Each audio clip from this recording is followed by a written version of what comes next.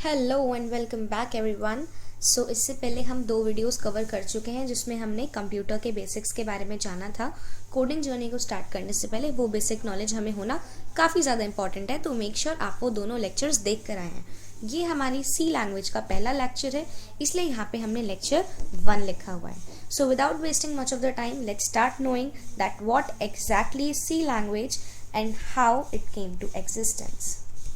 C language, okay, so let's start. तो C language जो है हमारी, जितने भी छोटी छोटी चीज़ें हैं वो मैं की वर्ड्स की टर्म्स के फॉर्मेट में लिख दूंगी।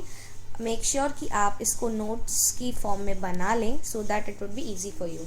सो सी लैंग्वेज जो है हमारी 1970s में डेवलप की गई थी, ठीक है। और ये कहाँ डेवलप हुई थी? ये हमारी डेवलप हुई थी बेल लेबोरेटरीज में। बेल लेबोरेटरीज में ये डेवलप की गई थी और ये डेवलप की थी हमारी डेनिस रिची ने।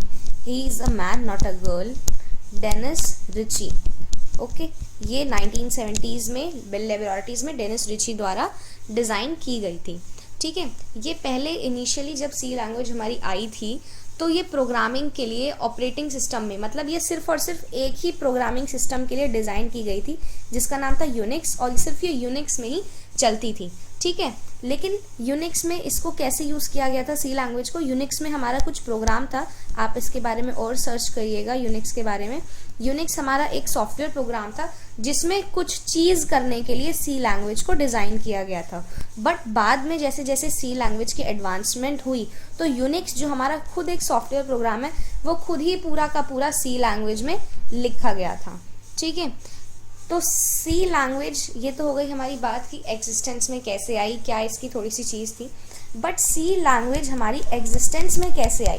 तो हमारी सी लैंग्वेज कहाँ से डराइव हुई है? ऑब्वियसली सी लैंग्वेज जो है हमारी बी लैंग्वेज से आई है। बी लैंग्वेज के एडवांसमेंट होकर सी लैंग्वेज आई है। बी लैंग्वेज इतनी इंपॉर्टेंट नहीं है, इसलिए ना इसके बारे में किसी ने ज़्यादा सुना होता है और ना ही पढ़ा होता है। हाँ जी, सो बात हमारी बी लैंग्वेज की आ ही गई है, तो एक बार बी लैंग्वेज के बारे में थोड़ा सा हम पढ़ लेते हैं कि बी लैंग्वेज कहाँ से डराइव हुई थी। हालांकि इतना जानना इंपॉर्टेंट नहीं है, but just for the knowledge, और क्या पता इंटरव्यू में कुछ भी पूछ लिया जा सकता है, तो इसलिए हम बी लैंग्वेज के बारे में थोड़ा सा आपको बता देते हैं। तो बी लैंग्वेज हमारी एक लैंग्वेज से डराइव, हर चीज़ जब मॉडर्नाइज होती है वो किसी ना किसी चीज़ से डराइव की जाती है। तो बी लैंग्वेज जो है हमारी वो एक लैंग्वेज से डराइव हुई है, BCPL, जिसकी फुल फॉर्म मैं आपको बता देती हूँ, आप नोट डाउन कर लीजिएगा।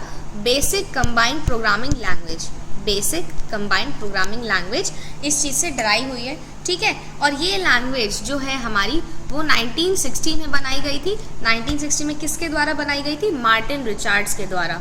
मार्टिन रिचर्ड्स के द्वारा हमारी बी लैंग्वेज 1960 में बनाई गई थी, जो कि एक लैंग्वेज BCPL के थ्रू हमारी निकाली गई थी या उसको एडवांसमेंट से बनी थी, ठीक है। तो अब बी लैंग्वेज का तो हमें थोड़ा सा आइडिया हो गया, लेकिन ऐसी कहाँ से शुरुआत थी कि हमारी बी के बाद सी लैंग्वेज आनी स्टार्ट हो गई? तो 1982 में एक हमारी कंपनी है ANSI, इसकी मैं फुल फॉर्म आपको बता रही हूँ, नोट डाउन कर लीजिएगा। अमेरिकन नेशनल स्टैंडर्ड इंस्टीट्यूट, 1982 में एक कंपनी थी हमारी American national standard institute ANSI। इसने एक कमेटी बनाई थी और इस कमेटी में सोचा था कि ये सी लैंग्वेज को और भी ज़्यादा मॉडर्नाइज करेंगे, सी लैंग्वेज को और भी ज़्यादा मॉडर्नाइज करेंगे। और 1982 में इन्होंने ये चीज़ करनी स्टार्ट करी थी और ये चीज़ कहीं ना कहीं जाके 1981 में ख़त्म हुई। और जब 1989 में ख़त्म हुई थी, 1989 में जाके चीज़ ख़त्म हुई। और जब लैंग्वेज सी लैंग्वेज मॉडर्नाइज हो गई तो उन्होंने इस लैंग्वेज का नाम भी अपनी कंपनी के ऊपर ही रख दिया, ANSI, ठीक है। तो अब बात हम कर ही रहे हैं सी लैंग्वेज के बारे में अपनी, तो हम थोड़ा सा सी लैंग्वेज के कैरेक्टरिस्टिक्स को और जान लेते हैं कि सी के क्या कुछ हमारे मेन कैरेक्टरिस्टिक्स हैं। फिर धीरे धीरे जैसे हम आगे बढ़ते रहेंगे वैसे वैसे हमें और इसके बारे में पता, सी लैंग्वेज के बारे में चल ही जाएगा। तो अभी हम बात कर रहे हैं, स्पेलिंग पे ध्यान मत दीजिएगा। सो हम बात करें कैरेक्टरिस्टिक्स ऑफ सी के बारे में। तो सबसे पहली बात जो पता होनी चाहिए आपको कि सी जो है हमारी एक मिडल लेवल लैंग्वेज है, मिडल लेवल लैंग्वेज है हमारी, ठीक है। सी जो है हमारी मिडल लेवल लैंग्वेज है। मिडल लेवल लैंग्वेज का क्या मतलब होता है? मिडल का मतलब ना ज़्यादा हाई है ना ज़्यादा लो है, ठीक है। जैसे मिडिल क्लास होती है उस तरीके से। क्या है? हाई लेवल लैंग्वेज हमारी सिंपल थी ना, आपको याद होगा मैंने पिछले लेक्चर्स में लिया, इंट्रोडक्टरी लेक्चर्स में, कि हाई लेवल लैंग्वेज में हम English like codes, addition, subtraction, division, multiplication के अलावा भी कई सारी इंग्लिश वर्ड्स को एज हम कोड्स यूज़ करते हैं, तो एक तरीके से हमारी सिंप्लिसिटी हुई। तो मिडिल लेवल लैंग्वेज में हाई लेवल लैंग्वेज की तरह सिंप्लिसिटी थी, ठीक है, और जिसकी वजह से हम जो अपना प्रोग्राम है वो लिख सकते थे। ठीक, दूसरी कैरेक्टरिस्टिक्स की बात करें, आप मेरी बातों पे ज़्यादा ध्यान दीजिएगा, नोट्स आप मेरी वॉइस से बनाने की कोशिश करिएगा, ठीक है।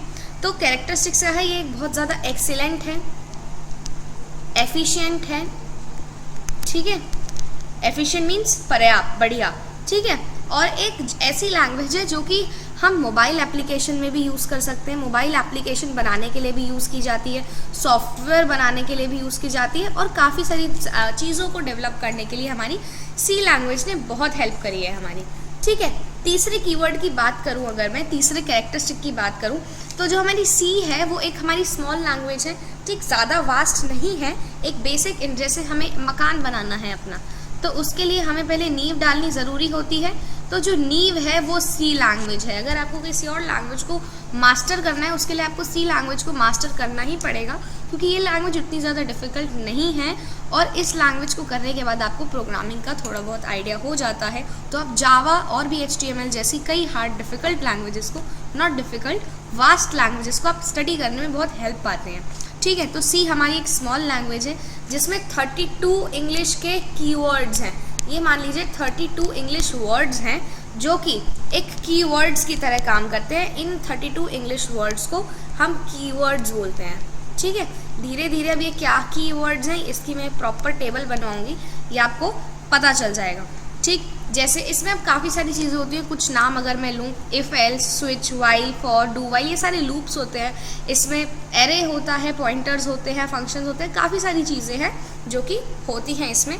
अब मैं आपको बताती हूँ कि एक सी प्रोग्राम, एक होता है ना कि अरे सी प्रोग्राम की हम बातें तो बहुत करें, लेकिन इसका एक स्ट्रक्चर्ड वे क्या है या इसका सिंटैक्स क्या है ना, तो वो स्ट्रक्चर या सिंटैक्स कह लीजिए आप, मैं आपको अब बताने जा रही हूँ, ओके। तो हम बात कर रहे थे स्ट्रक्चर की कि एक सी प्रोग्राम का हमारा स्ट्रक्चर क्या होता है, ठीक है। तो ये मैंने कॉपी पेस्ट करा है स्ट्रक्चर, जो कि मेरे बने हुए नोट्स हैं। अगर आपको भी कभी नोट्स की ज़रूरत पड़ती है तो let me know in the comment section, मैं ज़रूर कोशिश करूँगी कि मैं आप लोगों को एक प्रॉपर अच्छे नोट्स प्रोवाइड करवा पाऊँ। तो जैसा कि आप सबको स्क्रीन पे दिख रहा है, आप थोड़ा सा जूम करके देखिएगा तो आपको शायद और क्लियर हो जाए, ऑलरेडी तो फोटो काफ़ी क्लियर है। तो स्ट्रक्चर ऑफ सी प्रोग्राम आपको दिख ही रहा है। सबसे पहले हम कमेंट्स ऐड करते हैं। कमेंट्स क्या होते हैं, डायरेक्टरिव्स क्या होते हैं, ग्लोबल वेरिएबल क्या होते हैं, ये सारा आपको धीरे धीरे चीज़ क्लियर हो जाएगा, लेकिन मैं आपको एक जरिया दिखाना चाह रही हूँ कि किस तरीके से हम लिखते हैं। यहाँ ये इन फाइल्स को जो भी हम यहाँ पे इनपुट करते हैं, हम उनको बोलते हैं हेडर फाइल्स। जैसे हम वर्ड में डॉक्यूमेंट्स बनाते हैं, उसमें ऊपर हेडर होता है, नीचे फुट होता है, उसी तरीके से ऊपर वाली जो ये फाइल है इसको हेडर फाइल्स बोला जाता है। फिर हमारी कुछ स्टेटमेंट्स आती हैं, यहाँ पे हम वैल्यू डिफाइन करते हैं। लोकल वेरिएबल मीन्स जो भी प्रोग्राम है वेरिएबल यूज़ करने वाले हैं, ABCNF जो भी चीज़ हम यूज़ करने वाले हैं उसको हम लोकल वेरिएबल में डिफाइन करते हैं। स्टेटमेंट लिखते हैं हम अपनी कि हमें क्या प्रिंट करवाना है, उसके बाद हमें जो भी काम करवाना होता है हम फंक्शंस लोकल वेरिएबल की हेल्प से उसको एग्जीक्यूट करते हैं, उसको हम लिखते हैं। तो आई होप जो स्ट्रक्चर ऑफ सी प्रोग्राम है वो मैं आपको अच्छे से बता पाई होंगी। एक और चीज़ है जो मैं आपको बताना चाहती हूँ कि अगर हम कोई प्रोग्राम कर रहे हैं, ठीक है, और उसमें हमें कुछ भी चीज़ करनी है, ठीक है, या हमें अपनी हेल्प के लिए कुछ भी ऐसी चीज़ डालनी है जो मैं डाल तो रही हूँ लेकिन वो शो ना हो, जब प्रोग्राम का आउटपुट निकले वो शो ना हो, तो मैं इस तरीके से बार स्टार बनाती हूँ और इसके अंदर वो चीज़ें ऐड कर देती हूँ, जिससे हमारे उनको कमेंट्स बोला जाता है। ये जो आप इन डेलीमीटर्स के अंदर लिखते हो वो आपका प्रोग्राम रीड नहीं करता है, बट आपकी हेल्प के लिए, आपके कंफर्ट के लिए ये चीज़ें प्रिंट हो जाती हैं, आपके रिमेम्बरेंस के लिए, ओके। तो ये बात हो गई हमारी कमेंट्स ऐड करने की कि कमेंट्स हम किस तरीके से ऐड करेंगे। कमेंट्स और क्या होते हैं ये डिटेल में आपको धीरे धीरे जब हम और ज़्यादा स्टार्ट करेंगे डीप में तब पता चली जाएगा, ठीक है। एक हमने वर्ड देखा था यहाँ पर प्री प्रोसेसर, आपको दिख रहा होगा I guess, preprocessor word, मैं जूम नहीं कर पा रही हूँ, ये लिखा हुआ प्री प्रोसेसर डायरेक्टिव्स। तो प्री प्रोसेसर क्या होता है? प्री प्रोसेसर होता है कोई भी चीज़, नाम से ही पता चल रहा है, कोई भी चीज़ प्रोसेस हो रही है उससे पहले आप कुछ इन्फॉर्मेशन दोगे, तो वो ज़्यादातर होता है हैशटैग इंक्लूड और इस तरीके के डेलीमीटर्स में stdio डॉट, ये stdio.h क्या है ये हमें पता चल ही जाएगा। stdio.h अभी के लिए हम रहने देते हैं, ठीक है।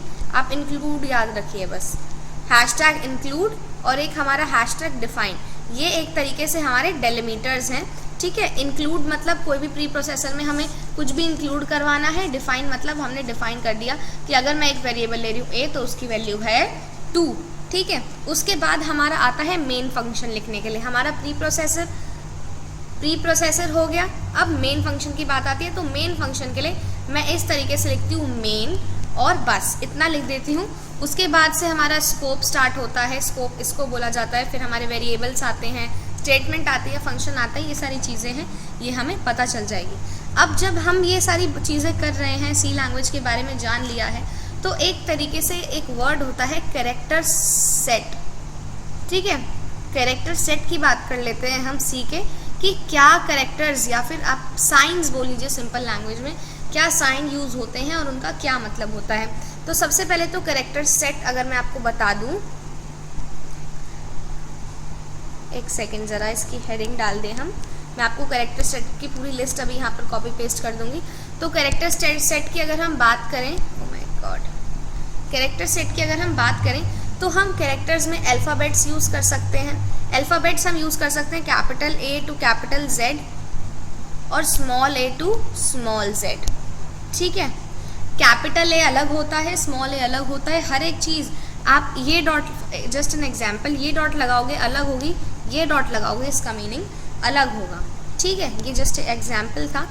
अगर डिजिट्स की बात करूँ, डिजिट्स हम कौन सी यूज़ कर सकते हैं, तो डिजिट्स हम यूज़ करते हैं 0 to 9, ये डिजिट्स हम यूज़ करते हैं। और कुछ स्पेशल कैरेक्टर्स होते हैं, कुछ सिम्बल्स होते हैं, जो कि हालांकि आपको पता भी होगा, बट मैं इसकी लिस्ट आपको अभी नेक्स्ट पेज पे कॉपी पेस्ट कर देती हूँ। आप वीडियो पॉज करके स्क्रीनशॉट करके नोट डाउन कर सकते हैं, आप स्क्रीनशॉट ले सकते हैं, ओके।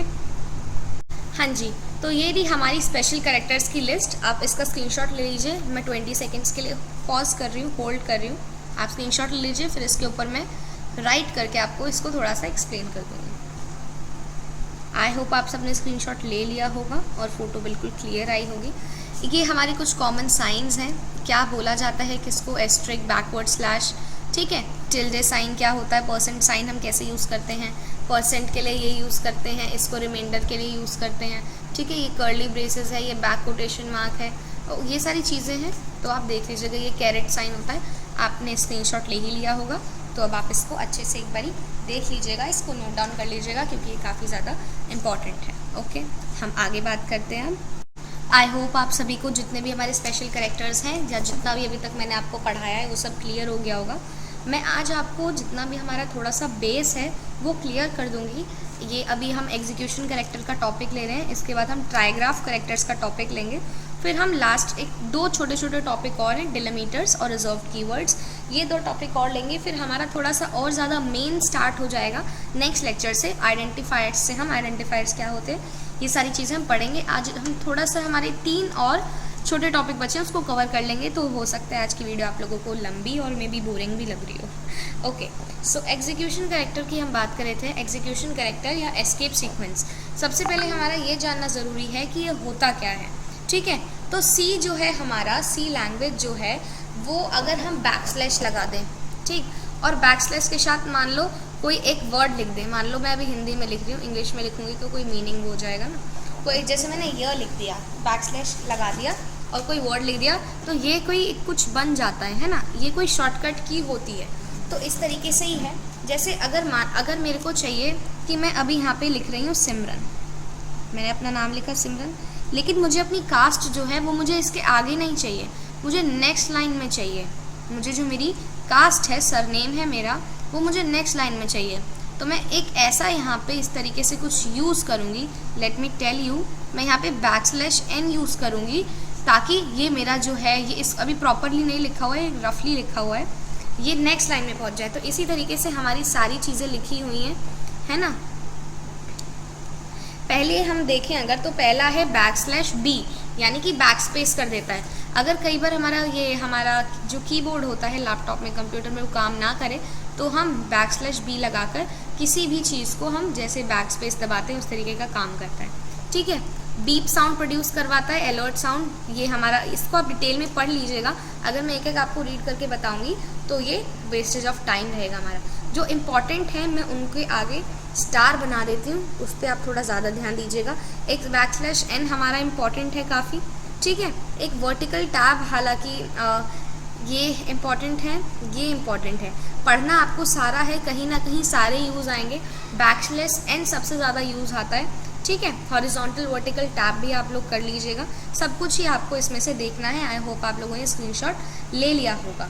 अब आगे हम बात करते हैं ट्राइग्राफ करेक्टर्स की, कि ट्राइग्राफ करेक्टर्स हमारे क्या होते हैं। तो ये हमारी ट्राइग्राफ करेक्टर्स की लिस्ट है। ट्राइग्राफ करेक्टर्स बेसिकली हम लोग क्यों यूज़ करते हैं ये जानना हमारा इम्पॉर्टेंट हो जाता है। कई बार हमारा कीबोर्ड फंक्शन नहीं करता है, और मान लीजिए आप कहीं एग्ज़ाम में बैठे हैं, आपका कीबोर्ड फंक्शन ना करे, आप ऐसे बड़े एग्जाम में जहाँ पे आप ये ब्लेम नहीं दे सकते, आपके पास ऑप्शन नहीं होगा, आप लोग कहेंगे कि कीबोर्ड नहीं चल रहा, टाइम लग जाएगा काफ़ी दूसरा कीबोर्ड अरेंज करने में एग्जामिनेशन सेंटर पे। तो हमारा प्रोग्रामिंग में कुछ ऐसे हमारे शॉर्टकट्स कहिए जिनको हम ट्राइग्राफ सीक्वेंस बोलते हैं। ऐसी जैसे मान लीजिए हमें लेफ़्ट ब्रेस लगाना है और वो लैपटॉप या कंप्यूटर काफ़ी पुराना टाइम का है, लेफ़्ट ब्रेस का ऑप्शन ही नहीं है उसमें, तो आप क्या करेंगे, आप इस शॉर्टकट को यूज़ करेंगे। सारे शॉर्टकट जैसे जैसे हम आगे बढ़ेंगे मैं आपको यूज़ भी करके दिखाऊंगी, इस तरीके से आप इन चीज़ों को यूज़ करेंगे। स्क्रीनशॉट लेके आप इसको नोट डाउन कर लीजिए, अच्छे से पढ़ लीजिए, अच्छे से दिमाग में रिमेंबर कर लीजिए। अभी जितनी भी चीज़ें मैं आपको बोल रही हूँ स्क्रीनशॉट लेके नोट डाउन करने के लिए, उन चीज़ों पे आप प्लीज़ फोकस करिए, क्योंकि जब हम कोडिंग प्रोग्रामिंग स्टार्ट कर देंगे तो आप लोगों को शायद, अगर आप इंटरेस्ट से पढ़ रहे हैं तो उसमें इतना मज़ा आएगा कि आपके दिमाग में ये चीज़ बैठेगी ही नहीं कि मैं इसको याद कर लेता। तो अगर मैं अभी आपको बोल रही हूँ रोज़ में 1 लेक्चर 2 लेक्चर या जो भी हम छोटे छोटे लेक्चर्स ले रहे हैं उसका आप रोज़ याद करते हुए चलेंगे, तो आगे आपकी कोडिंग बहुत ज़्यादा स्मूथ चलने वाली है, क्योंकि सब कुछ आपके ब्रेन में स्टोर्ड होगा ऑलरेडी। आई होप ट्राइग्राफ करेक्टर्स क्या होते हैं, क्यों यूज़ होते हैं, क्या है, सामने आपकी स्क्रीन पर है, इसको आप और डिटेल में करिएगा। वही बात है, अगर एक एक लाइन में पढ़ के बताऊंगी तो वीडियो थोड़ी लंबी हो जाएगी और आप लोगों को बोरिंग भी लगेगी, ठीक है। तो ट्राइग्राफ करेक्टर्स के बाद हमारा 1-2 लास्ट टॉपिक हैं, बहुत छोटे छोटे टॉपिक हैं, बहुत छोटे, डेलीमीटर्स और कीवर्ड्स। हम उन टॉपिक को और ले लेते हैं, उसके बाद हम आज का लेक्चर एंड करेंगे। तो हमारा सेकेंड लास्ट टॉपिक डेलीमीटर्स, हमारे सेकेंड लास्ट टॉपिक डेलीमीटर्स जिसकी हम बात कर रहे हैं अभी। तो ये हमारे क्यों यूज़ होते हैं, ये सिंटैक्टिक मीनिंग के लिए यूज़ होते हैं। इसको मैं हटा देती हूँ, आपको स्क्रीनशॉट लेना हो तो। सिंटैक्टिक मीनिंग मीन्स हम कहीं भी सिंटैक्स शो करें, जैसे मैंने ए लिखा, उसको मुझे बी से सेपरेट करना है तो मैं कॉमा यूज़ करूँगी। मुझे कमांड देनी है कि एक मुझे नंबर एंटर कराना है तो मैं एंटर और सेमीकोलन, एंटर के साथ कंटिन्यूएशन में नंबर तो नहीं रह सकता ना हमारा। इसी तरीके से हमारे डेलीमीटर्स है, सिंटैक्टिक मीनिंग होते हैं, इसका हैशटैग, स्क्वायर ब्रेसेस, बहुत ही कॉमन चीज़ है जो आपको ऑलरेडी पता होगी, ये इनको हम डेलीमीटर्स बोलते हैं। नेक्स्ट हमारे आते हैं कीवर्ड्स। कीवर्ड्स क्या होते हैं पहले हमारा ये जानना ज़रूरी है। तो कुछ हमारे सी लैंग्वेज में या हर लैंग्वेज में रिजर्व्ड शब्द होते हैं, रिजर्व्ड वर्ड्स होते हैं जो कि एक स्पेसिफिक टास्क को ही परफॉर्म करते हैं, जो कि हमारे एक स्पेसिफिक टास्क को ही परफॉर्म करते हैं। हम उनको क्या बोलते हैं, कीवर्ड्स बोलते हैं, ठीक है। तो हमारे जो कीवर्ड्स हैं उनको हम हमेशा, आप ये इमेज में भी देख पा रहे होंगे, हम उनको हमेशा लोअर केस में लिखते हैं। यहाँ पे लिखा भी हुआ है एक पॉइंट कि लोअर केस में इसको हमेशा लिखा जाता है, कोई भी कैपिटल लेटर यूज़ नहीं होता। और मैंने आपको पहले लेक्चर में भी बताया था, या अभी थोड़ी देर पहले भी बताया था, कि सी लैंग्वेज में हमारे 32 कीवर्ड्स होते हैं, जो कि हमारे ये हैं, ठीक है। इसका आप स्क्रीनशॉट लेके इसको नोट डाउन करके इसको आप 5-6 बार 10 बार 12 बार पढ़िए, रीडिंग लगाइए, आपके दिमाग में कुछ तो बैठेगा ही। और ये हमारे पूरी सी लैंग्वेज में यूज़ होंगे, कहाँ कहाँ कैसे यूज़ होंगे वो आपको धीरे धीरे पता चल जाएगा जैसे जैसे हम आगे टॉपिक लेंगे, ओके। तो अब इसमें से भी मैं अगर इम्पॉर्टेंट तो सब कुछ ही है, क्योंकि सारा ये है, इम्पॉर्टेंट कुछ भी नहीं है इसमें, बट धीरे इनके मीनिंग्स क्या हैं जैसे जैसे हम प्रोग्राम लेंगे वैसे वैसे हम आपको बताते ही जाएंगे। सो यहीं तक का था हमारा आज का सेशन। Thanks for watching. अगर आपको लेक्चर अच्छा लगा हो तो आप अपने फ्रेंड्स के साथ शेयर ज़रूर करिएगा। कमेंट सेक्शन में आप ज़रूर बताइए अगर कोई डाउट है, कोई भी चीज़ है, कोई भी और हेल्प, कोई भी किसी भी लैंग्वेज से रिलेटेड आपको चाहिए तो आप कमेंट सेक्शन में ज़रूर बता सकते हैं। I am there to help you always. Thanks for watching. Bye bye.